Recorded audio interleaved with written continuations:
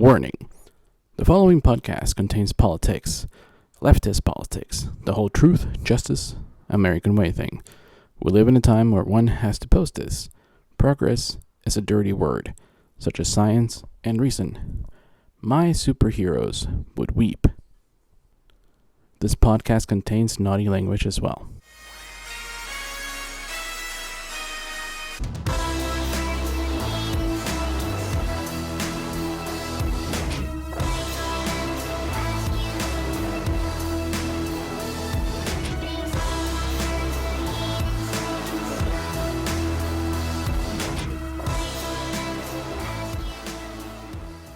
Welcome everybody to the number 50 episode of podcast DC Domingo. I am back.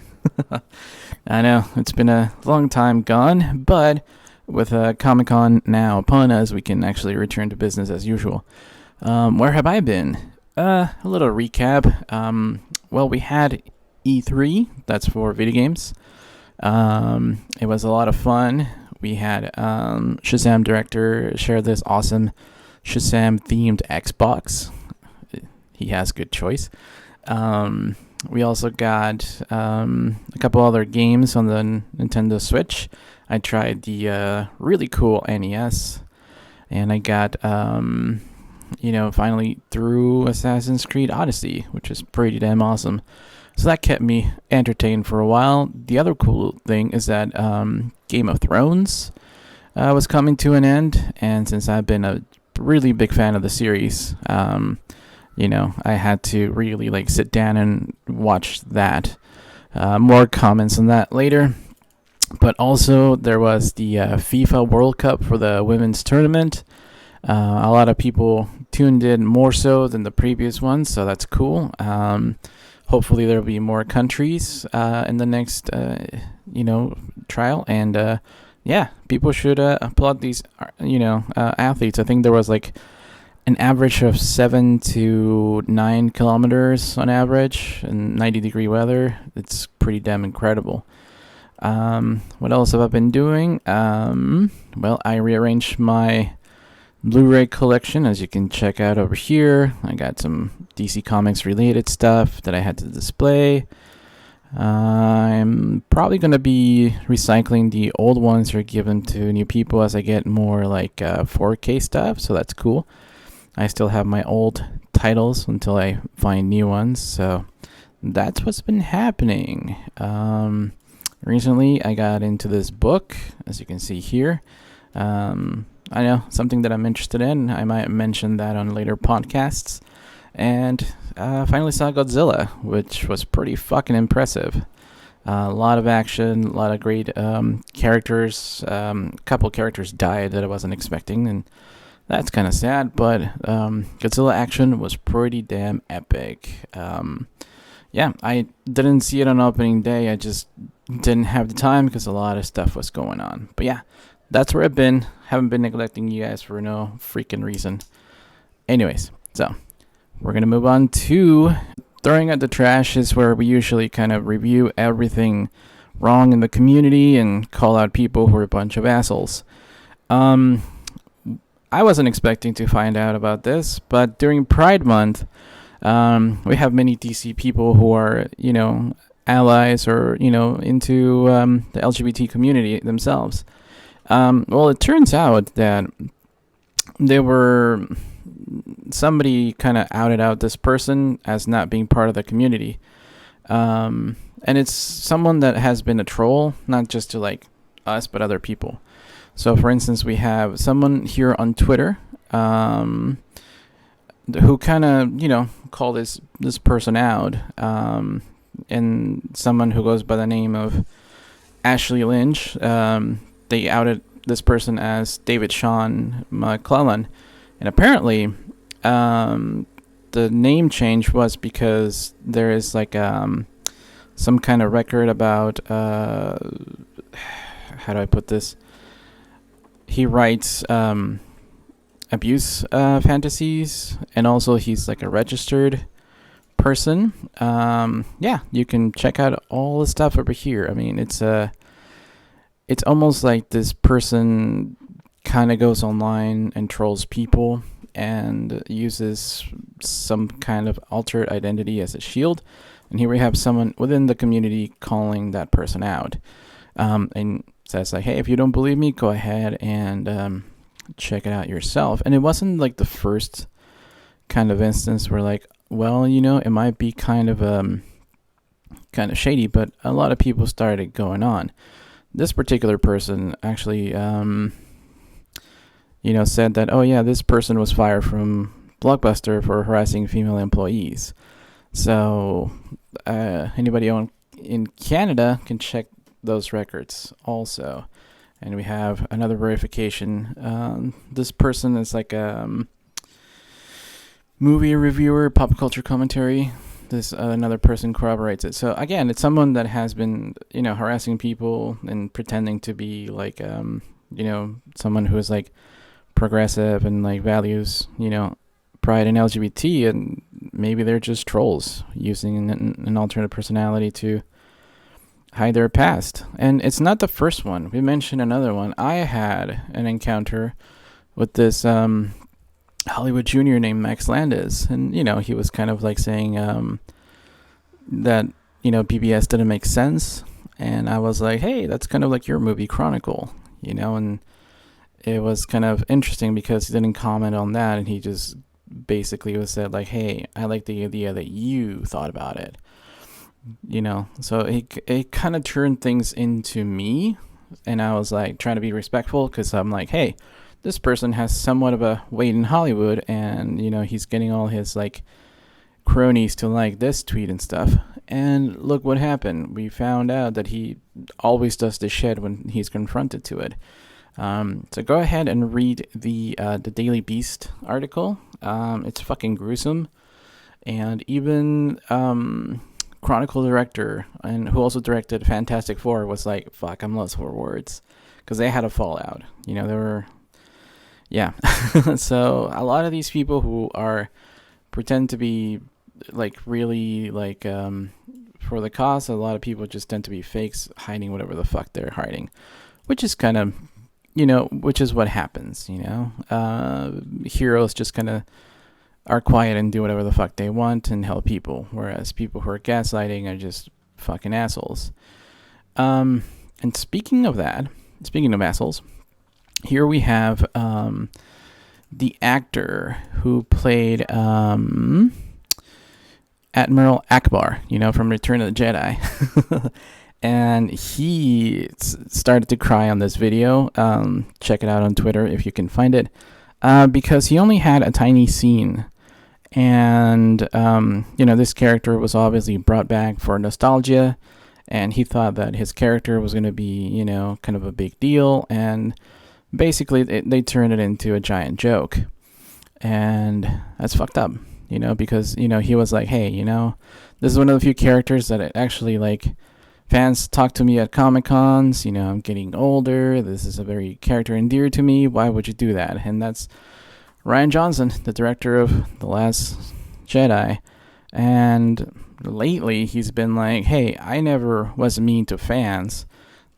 Everybody that I was mean to was like racist trolls, and here we have like screen caps of this guy, who was a cinema enthusiast saving all the fucking receipts. It's like, hey, you can see the stamps and the dates and everything like that, and this person saved them all because Rian Johnson's been a dick to everybody, and including to like, Mark Hamill, because Mark Hamill wasn't really happy with The Last Jedi, and you can YouTube that yourself. I know, we have a lot of crap to cover. One of the biggest craps that we've seen lately is, speaking of Star Wars, I don't know if you remember, but there was a dying fan who wanted to see Episode 7, A New Hope 2.0. I don't even remember the name of it anymore. But yeah, there was this dying fan who was like, hey, I want to see this movie. And, Disney and Lucasfilm was like, oh, sure, we'll even like put you on the news. And they kind of paraded this dying fan for marketing purposes.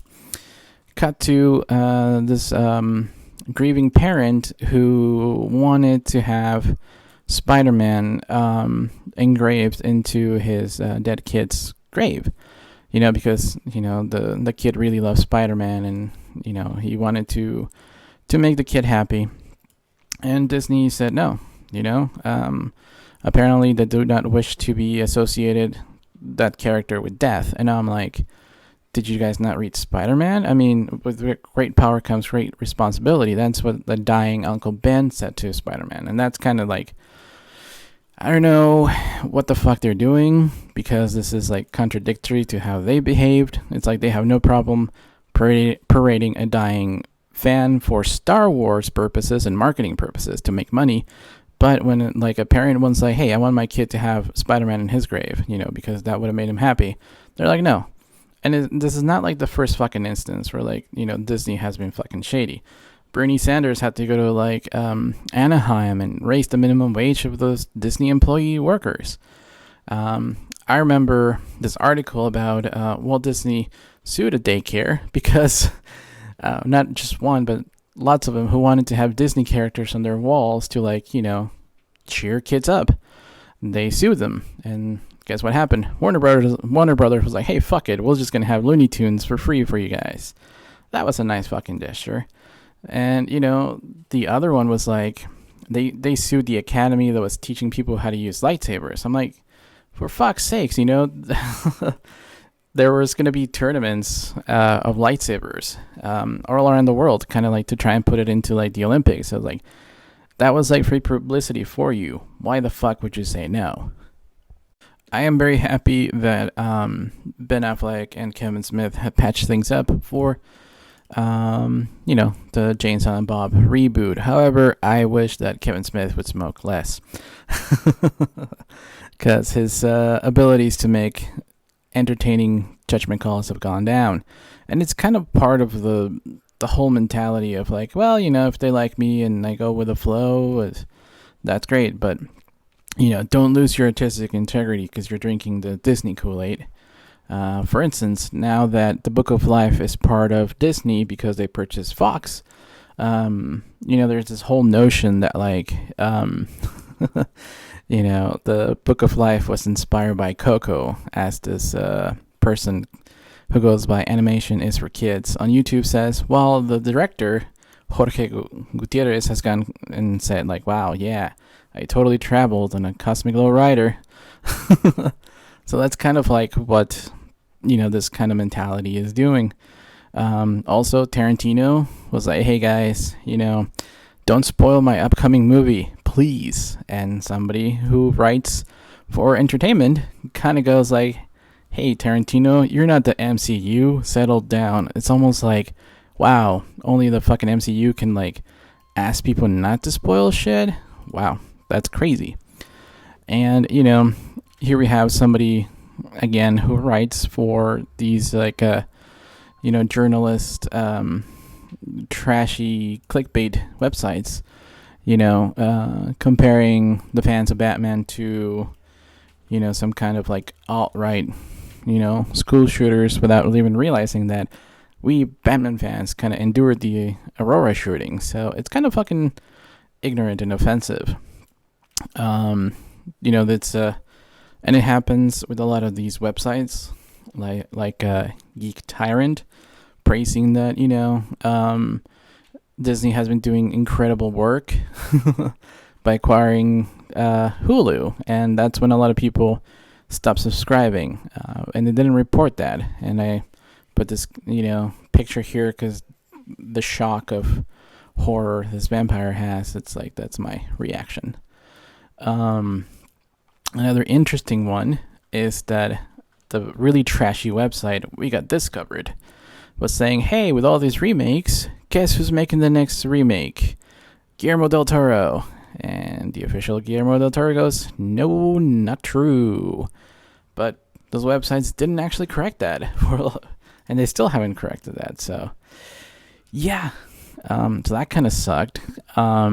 This one's kind of hilarious. The actress who played Captain Marvel, she wanted more diversity in Hollywood. So what happened is that a lot of people from minorities created a petition to have it replaced with Gay Woman of Color, which was the character of Monica Rambeau, which was the original Captain Marvel in the comics.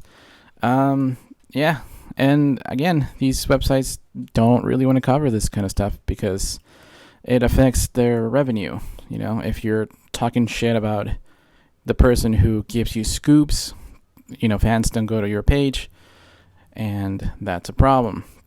For instance, you know, a lot of these websites just kind of moved on from both Dumbo and Aladdin. I know that some people say, like, well, Aladdin actually made some money. And then, you know, when you kind of look into it, it's like, no, he actually didn't. You know, a movie like Suicide Squad made more money, but they painted that movie as a negative, even though it had, like, a giant diversity cast. Actually, interesting side note, Toy Story 4 only made $2.5 million more than Suicide Squad. And Suicide Squad was banned by the media, who were pro-Disney, so it's kind of like both things. For instance, all the big headlines today are about Lion King making money, but they don't really tell you that, you know, the reviews are kind of hating it. So, I don't know, maybe people have a short attention span. For instance, Gwyneth Paltrow isn't the first time that she's admitted that, like, she doesn't really remember stuff. She was like, hey, I was in Avengers? I don't remember that. And she's not the first one. I know that the guy from the IT crowd was like, was I in Thor? So yeah, a lot of these actors don't remember what's going on, and I don't know, maybe it's just like, you know, people have fake vagueness of their characters, and it's pretty much because how things are portrayed. You know, people built like a false, you know, hype. For instance, in South America, we don't have that kind of shit. You know, this person had a poll of like, hey, which movie did you want to see more? Joker of Rise of Skywalker. And there it goes. And it doesn't mean that we're going to hate, you know, the Star Wars movie. It's more like saying, hey, people are more interested in this thing than the other.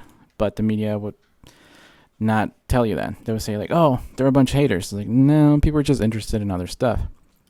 For instance, like this person over here who works for Collider said this, and I kind of, you know, had this screen cap that kind of proves all of these things are incorrect for the Snyder Cut movement. And, you know, it was like this particular website, it's kind of like the Fox News. They just kind of are poking people to piss them off and get some kind of a rise. You know, so that sucks. And, you know, the websites can make or break a movie. I haven't been lucky enough to watch the new X-Men movie, Dark Phoenix, because I've been busy. And we chose to see Godzilla instead. But, you know, from what we're reading, it's almost like, and go ahead and check out this article by Matt.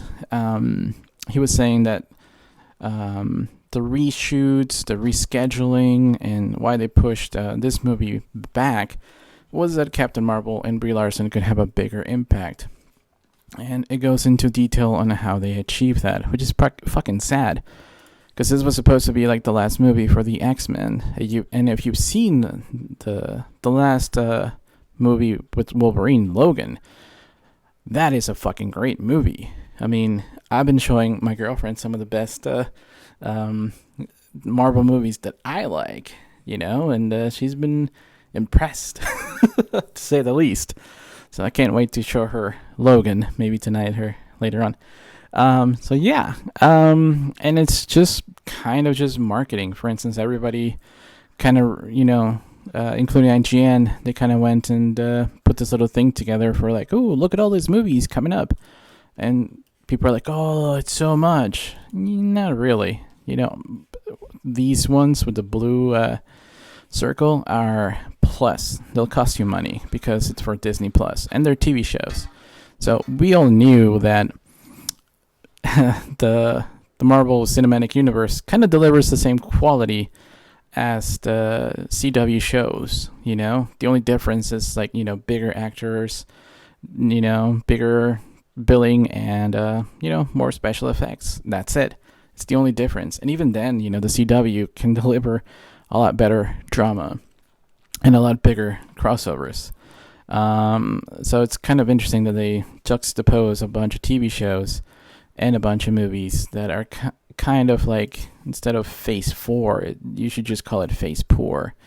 It's basically like Red Sparrow, some kind of Aquaman stuff, more Guardians of the Galaxy, another Thor movie, another Blade movie, but it was kind of disappointing, There is no Black Panther 2, there is no sequel to Captain Marvel, or the long-rumored all-female Avengers that they were hyping everybody for. So it's almost like they don't really care. They almost marketed these things to get you to go see the movies, and then they're not going to do anything with the characters, which kind of is what they've been doing. So anyways, that's enough for the trash. This segment, I guess I'm going to start calling it propping up the peeps. It's all the good shit we've been doing as far as fans go. As I call on my last podcast, when the last CEO of Warner Brothers was caught, having an affair, both legal consent. There wasn't anything wrong, or the Me Too movement. None of that happened, except that it was understood that, certain roles were going to be offered for exchange for sex, and that's fucking shady. So, they fired the CEO, and I said, hey guys, you need to hire a woman CEO, and they fucking did it. It's fucking awesome. And Sarnoff has had a really good track record. Go ahead and check out the press release from Warner Brothers if you want to know more. And a lot of people, contrary to popular belief, didn't give a shit at all. They're like, hey, we're looking forward to what you're going to bring. Sure, they used to release the Snyder Cut, but also it was more like positivity. So that's fucking cool. What's the first thing she did? Oh, this is fucking big. She nabbed J.J. Abrams to a $500 million partnership with Bad Robot, who, for good or bad, rebooted Star Trek and Star Wars, I think that with better projects, this person can actually be more creative and less derivative. I know that J.J. Abrams and Zack Snyder are friends, so again, creativity is key. So what else did the new CEO did? HBO Max. You're going to be able to get Warner Brothers movies, TBS, CNN, Boomerang Cartoons, Cartoon Network, HBO, DC Entertainment, New Line Cinema, True TV, TNT, and Adult Swim. All that shit's going to be in one package. We still don't know when it's going to be released and how much it's going to be, but they showed some footage of Justice League, not the Snyder Cut, so we'll just have to kind of pray and see. And this is pretty cool. I know that having a woman in power makes people a little bit more confident in your brand. She has a good track record, again. And this is going to piss off Trump, because he actually was the one who held the AT&T and Warner Brothers merger because he fucking hates CNN. And I haven't really seen much coverage of this at all in the news. This is kind of like really despicable that a president would do this because, a news network covers you unfairly. I know. This seems kind of shady and fucked up. Good news. Prior to Comic-Con, DC Comics went to Kuwait to help out our troops and bring Comic-Con to them. Previous veteran Tom King actually went there, and it was amazing. You see Candice Patton over here from The Flash also, and I think, if I'm not mistaken, Jim Lee also went, and Penna Baker, Killer Frost from Flash as well. It's a pretty cool thing they did. Again, check out that video on YouTube, because it's pretty cool, A lot of service members like these comics, and, they don't get a chance to kind of go and check it out. We had some protests going on in China, as you are pretty much aware. The DC Comics V for Vendetta was present, and I caught this because I was like, wow, that's a pretty cool statement. You don't see like, Captain America Shield in other countries. It's more like the whole anonymous thing, and V for Vendetta, it's pretty damn powerful. Even CNN's own Jake Tapper kind of commented on it, and I was like, yeah, that's a pretty cool shout out, I know that he's a cartoonist, so that's kind of nice that he's kind of acknowledging some of the cool stuff that DC has done. Red and Black Anarchists had this really awesome thing about Marvel movies. Boy, you see a lot of trolls coming in and stop being progressive when Marvel's called into question. I don't know, it seems kind of cultish in my opinion. Speaking of cultish, we have Kevin Costner, Pa Kent, who went on The View, and he was talking about the crisis of the border, and he's always been a very outspoken liberal, but always with like a level-headedness. I would say he's kind of a middle. He's not really conservative. He's not really that liberal, but he kind of made a good point on The View, and that kind of like all these, DC actors making a difference, because that's how we roll. We have been making a lot of headway with Swamp Thing. It's one of the latest episodes, and one of the latest TV series on the streaming app. And there was a rumor going around that there was some kind of mix-up with North Carolina. This person, John Golson, on Twitter said that North Carolina had promised them $40 million in tax rebate. And because of a giant blunder, they did not go. So Warner Brothers was going to be $40 million short, which is why they didn't renew Swamp Thing. And that was trending in the US. A lot of the fans wanted to go ahead and save that. And on the official app, there was this response, and they have, nothing new as to why, because they can't go into that detail. But they're saying that they're always looking for new content coming up, and there's even a rumor that HBO might save Swamp Thing. So that's pretty cool. And again, you kind of see the entitlement going around, whereas us fans, we do and not say. For instance, I think somebody was hired for a podcast on YouTube, and they were misquoting something DC related, and they posted this, that people were going to their website and correcting them. And I posted something about your boss, whoever hired you, needs to moderate that stuff, and they need to provide you with a safe work environment. Makes sense, right? One of our brother Latinas was kind of like saying, hey, it's kind of like you can use your platform to either complain or shine. So for instance, Danny Fernandez writes, being a Mexican American with a platform and voice is scary to people. They will do everything they can to make you feel small and shove you back into your place. I'm glad my success scares you. My place is here. My voice grows louder every day. I'm not going anywhere. So it's kind of like a perspective where when, you are corrected online versus when people hate you. There's a difference between how, entitled nerds handle something and us minorities handle something, which is kind of like a nice telling of the times, because people want inclusivity, but they don't want to be accountable. Whereas as minorities, fuck, dude, we've been accountable all this time.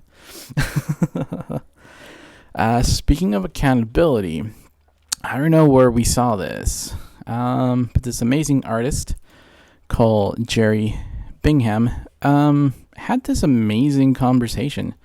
He was saying, living the dream. Today's mail brought a Marvel royalty check for 38 different books I worked on, totaling at $32.50. That's okay. It made me smile. Somebody replied with $32.50, you bum. Mine was $17.62. Woohoo. Um, and the conversation keeps going, and Jerry goes like, "Well, DC has always been very good to me. Marvel checks are rare as they are small." Somebody goes, "Hey, did you know that you are on a multi-person Facebook? Let me know that they, being you, made a comment." And then Jerry is like, "I don't even know what that means, but that's okay." So I think he's okay making it public that Marvel royalties pays jack shit. And it was reported on the media that the creator of Thanos said the exact same thing when he received a much bigger paycheck for a side character of KG Beast in Batman vs. Superman versus the Guardians of the Galaxy characters that he created. And I don't know, it's kind of good that the two ladies who reshaped DC Comics, Jeanette Kahn and Karen Berger, they really make sure the royalties were big. And it's one of the reasons why DC Comics has a lot more Eisner Awards this year. They just attract all the talent because they wanna get paid. So yeah, that's fucking great. Like I mentioned in the Where Have I Been section, Game of Thrones came to an end, and as you can see from these trending screen caps, there was 14 trending topics in the USA alone. That was fucking awesome. And there was, again, nerd entitlement. I think a lot of people were pissed off because Saturday Night Live pitted Endgame, which was coming to an end that very weekend, and a very crucial episode of Game of Thrones, and they pitted Game of Thrones and Marvel against each other. I think it was like a game of Jeopardy and Saturday Night Live, and that pissed off the Disney people. So anything that threatens their fucking glory, they kind of latch onto with hate. And even Fabian Wagner, who was the amazing cinematographer on some of the best episodes of the series, who was also attached to the Justice League movie that Zack Snyder filmed, kind of went on and said, hey, talking about the very specific grievances the public had, and you can go ahead and check him out on Instagram. So he hey, people defended our decision and people openly stood up to trolling. He says, hey, stay human and watch the documentary to kind of show you why we did the things we did. Fucking awesome. We also had Kit Harington with this amazing fucking quote that goes, whatever critics spends writing about this season and makes their negative judgment on it, in my head, they can go fuck themselves, because I know how much work was put into this. Yeah, and even George R. Martin said something, art's not a democracy. People don't get to vote on how it ends. It's fucking amazing. Even Chelsea Handler, the comedian and social activist, was talking about hey, the petition to remake the last season of Game of Thrones has hit 1 million signatures. And think of it. Everybody who signed on it should be required to make a donation to the ACLU. If you're that mad about a TV show, you need to get your priorities together. Couldn't agree more. Chelsea's always fucking doing amazing fucking work. Here we have a very funny picture of all that went down for this particular amazing fucking episode that broke records and shit. You can go ahead and check it out. No big spoilers. And hopefully you've seen how this ends. If not, this next image will be a spoiler, but it's a picture of what Disney Channel would have done with the ending. It's pretty fucking funny. And I guess, they'll have the last laugh because the Emmys were just nominated and Game of Thrones fucking killed it, dude. So all the haters can go suck an egg. So yeah, that was pretty fucking fun. And last but not least, in the amazing stratosphere of fans, we have how fan entitlement differentiates from us versus from them. The amazing campaign to raise awareness for suicide prevention has worked better than a campaign to rehire James Gunn by Marvel. I believe Deborah Snyder shared this amazing graph, and it shows you all the steps that have been going on. And the campaign so far has raised $106,000 for the American Foundation for Suicide Prevention. How fucking cool is that? So yeah, that's us representing the peeps. Alrighty, so we're continuing on to Comic-Con. Neither DC or Marvel showed any trailers at all, which kind of makes sense. Marvel just showed that graphic with all the release dates for their TV shows and movies. While DC was like, hey, we're just going to focus on our TV shows. And no movie news that came out for either, Wonder Woman or Birds of Prey, which is all right. Let's see those trailers as the movies get closer next year. So, however, the award for Best Comic-Con Movie Preview fucking has to go to Top Gun. It's just fucking incredible that Tom Cruise came back to this and he just wanted to do all his stunts. I mean, that's pretty fucking crazy. And the fact that he got involved the U.S. military in filming this is pretty fucking amazing. And no CGI was needed. Fucking great. So that was nice. Let's see. While I wasn't really sold on the Terminator Dark Fate movie, I did sit through the entire video for the whole presentation. The cast and crew seem really happy with it. A lot of love seemed to go into it. It is R-rated. So with the new footage they showed, I'm kind of more curious about the film than I was before. So I might go see it now. Earlier on Thursday, I believe that they announced a reboot for Jay and Silent Bob with Ben Affleck returning in a little cameo. I think for me that's going to be a rental movie. I kind of am burned out on Kevin Smith, to be quite honest. It's like, yeah, he's a kind of a nerd like us, but he should smoke less. The other cool movie that kind of, was as equally as cool as Top Gun was It, the killer clown movie. The trailer for part 2 was shown, where all the kids are now grown up. Pretty fucking scary. I still say they should have released it around Halloween instead of September. Oh, cool. Now for the TV shows. This is where it's kind of iconic because usually Comic-Con is known for the movies, not the TV shows, which kind of tells you about the state of the movie industry and streaming technology, where everybody's going streaming.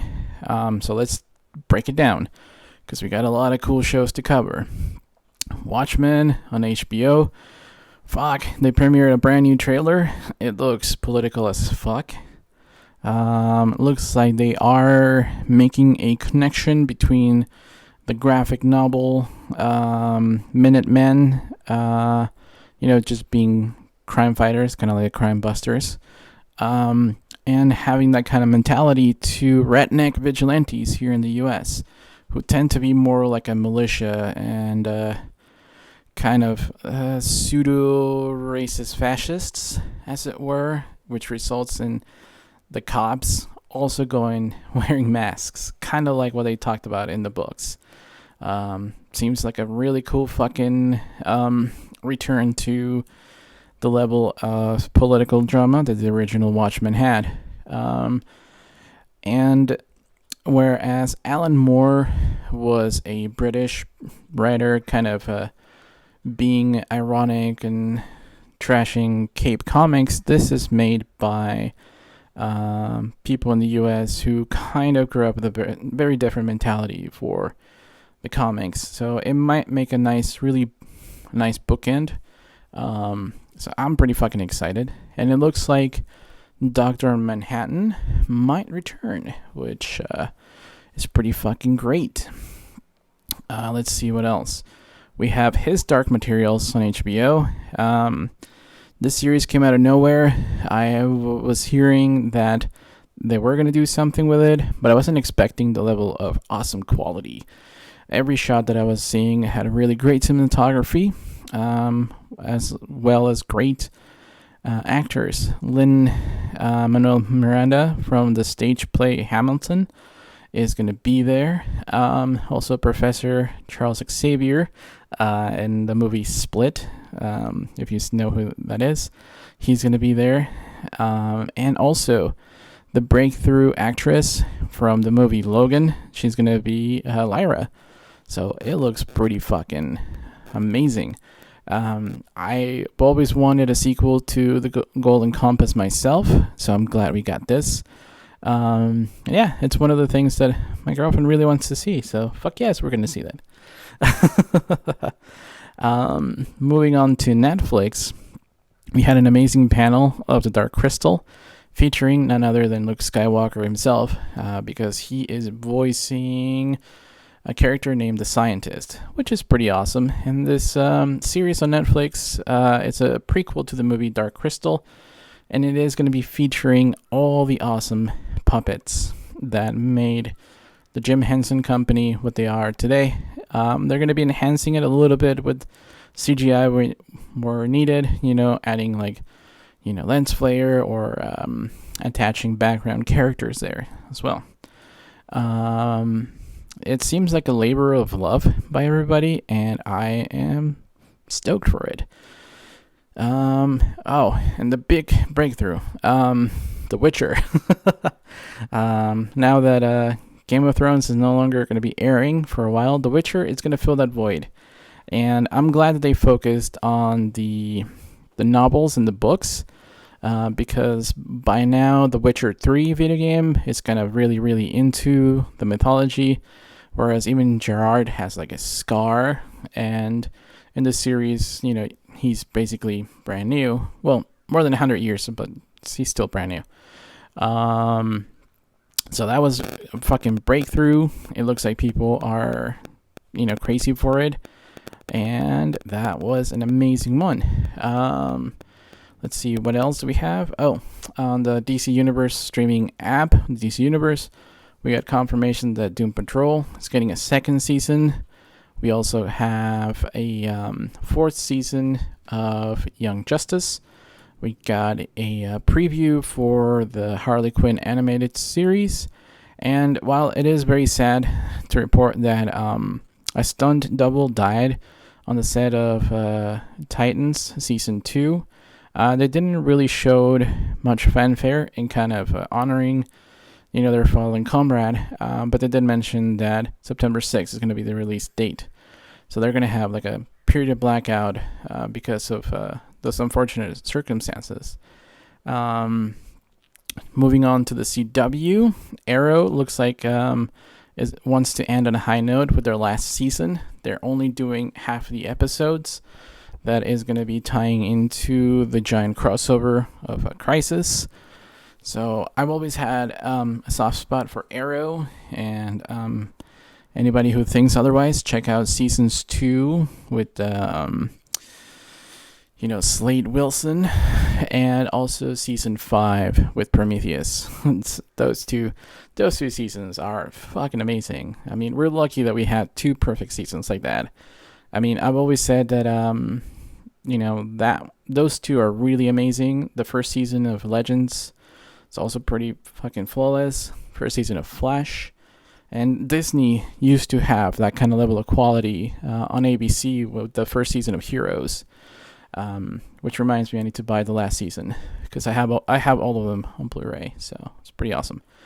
Again, mentioning Crisis, looks like Supergirl is doing an amazing job. They are finally turning a protagonist and that one of the main leads in there into a bad person, I guess. Finally, so that's gonna be a little bit more drama. One actor from Heroes is gonna be the lead bad guy in The Flash, and again, the footage shown also ties into the Crisis event. The preview for Batwoman was also shown, but looks like they didn't have enough time to have everybody on the panel because Ruby Rose didn't show up, so they kind of had to reschedule at the last minute and just show the preview. But one of my favorite TV shows from the CW, Black Lightning, is also returning. This particular last season had a lot more budget and also had twice the amount of episodes, if I'm not mistaken. It had more episodes, it had more budget, more action scenes, but it didn't abandon the grounded drama that made Black Lightning season 1 pretty damn special, with lots and lots and lots of political and racial commentary, which is fucking awesome. More needed in this day. So yeah, it looks like this year, the TV took over Comic-Con. Alrighty, so in conclusion, what did I think of this year's Comic-Con? I thought it was pretty damn awesome. A lot of people have been asking if I am going to go to Comic-Con. Again, and I'm a veteran of that stuff. I've did it for several times. And, if you look at the prices for hotels, it's like $250 a night. If you're going to go for 5 days, that's quite a bit of money. Also, you need to save money not only to spend while you're there and admittance and buy t-shirts and cool stuff that are, required because they're, exclusives. But also you need to save money for when you come back home, pay the bills, pay rent, pay all the good stuff. And, so you don't miss out any time that you worked. So that's the heavy stuff. I might go to Comic-Con if, I don't know, we have extra money or extra time. But for the time being, it's so fucking crowded. Even preview night was like ridiculous. So it's not something that I am jumping for the opportunity, but everybody should go to Comic-Con at least once. It's kind of like, going to the Vatican if you're Catholic, or, going to the Louvre if you're an artist like me. You kind of have to go. I thought that both comic book companies didn't show anything film related because I think the industry is kind of burned out on superheroes, to be quite honest.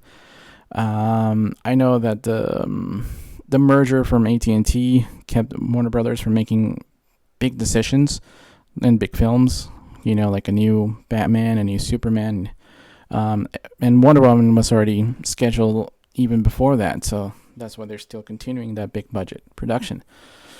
So hopefully they'll do that, and hopefully Marvel will do, I don't know, hopefully they'll transition their movies to their subscription channel and give a chance to everybody to breathe on cinema, because this, how do I put it, on social media there's a commentary going on that only Disney's making good movies, and that couldn't be far from the truth. We had the amazing horror story of Midsommar. I've been hearing good stuff about it, and since I don't go with the trends, I haven't seen it. Could be good, could be bad. Also, we have what could be Tarantino's last films there. We've had a really, decent blockbusters with like Godzilla and Detective Pikachu. We also have non-Disney animation movies.